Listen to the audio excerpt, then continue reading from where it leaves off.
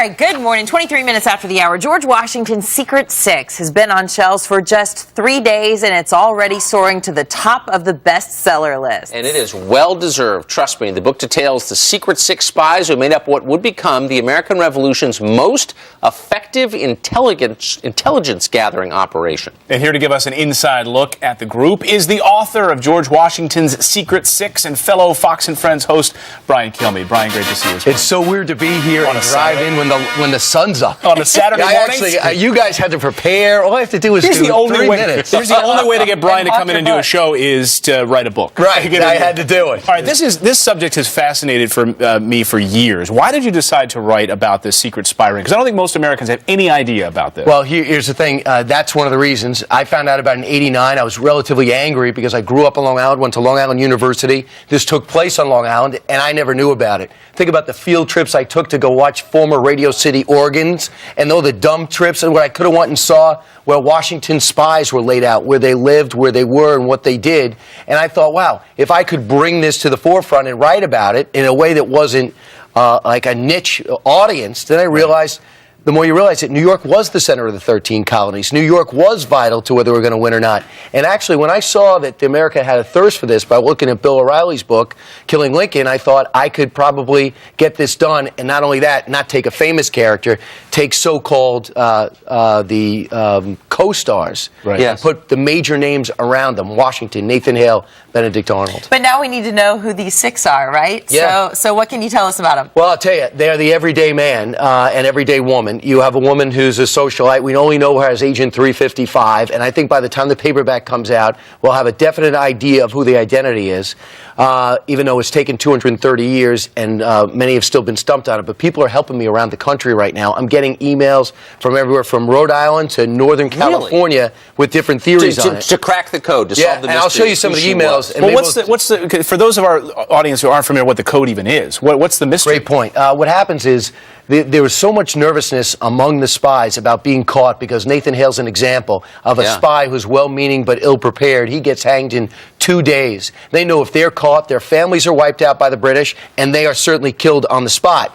So Washington, also feeling responsibility, says, okay, I got this John Jay guy to give us some invisible ink. All right, I have encryption. So Tucker Carlson would have a number. Anna Koyman would have a number. You wouldn't have a name. So, for example, Washington was 711. Abraham Woodhull, the farmer, was 712. Robert Townsend, the dry goods owner, was 714. So they had numbers. So even if you read the letters as Washington preserved them, you can't understand what the heck they mean. So you would have to get the invisible ink potion. Then you'd have to be able to know what page to pour the potion on. And then when you read it, you still don't understand what the spies were conveying. This is amazing. I mean, it really is amazing. You think about the level of technology or the advancement that they had at that time, right. Beyond even things that we do now in counterintelligence in our country. It's absolutely it. And what I did is I went to the spots, and, Lauren Pedersen, the executive producer, says, go to these spots, let people know they still exist today. And I'll give you an example. Robert Townsend, the dry goods owner, the British took over his house. Well, the house is still there today, and it's a mini museum. It's really nice. It's Raynham Hall, and you'll see it. That's what it looks like. Wow. You could go in there right now and walk around, and it's preserved the way it is. They also told me if I really wanted to do something, go into the basement and dig around. They actually would find Robert Townsend's papers along with spy letters in the attic, which you could still open up today. Wow. Then there's Rowe's Tavern. Now, Austin Rowe was the bartender. He would go 55 miles by horse when he got word that a letter was in or had to be picked up. So he's running a tavern, put someone else behind the bar, and he would go to pick up supplies in the city. He had a cover story. That's the exact Rowe Tavern. They moved it 3 blocks away off the main road, but that's what it looks like. Someone actually lives in there today, and that's the actual spot where Rowe Tavern's located. What really motivated me to do it is I wanted to give these guys, and with this woman when we find out who she is, but we do believe she was killed before the war ended, some credit they deserve. Yeah. Look at the gravesite. I went to this gravesite again to make sure it wasn't punched up, or I hoped that it would. But this is Robert Townsend's grave. It's the original headstone. It's behind a barn, in between 4 houses.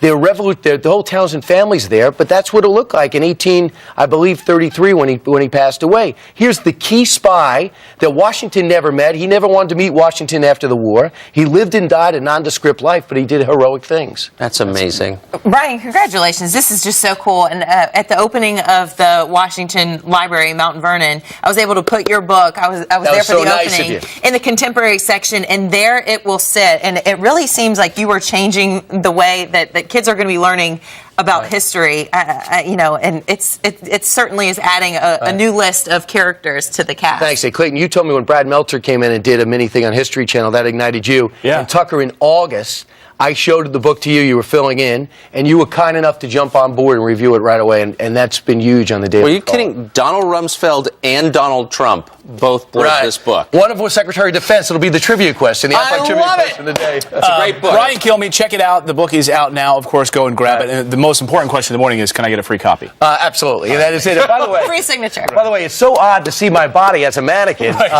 here on a weekend. Look at that. You look great. I mean, it's so weird. Like I said, wait a second, am I on already? I saw that mannequin before it had clothes on, and they got some of it accurate. Really? Before that. It's got nice Have the tabs. book back, please. That or come on. All right, You Brian embarrassed him on Kilmeade, this the side. great Brian Kilmeade. Wow. Great to see you this morning. Very cool. All right.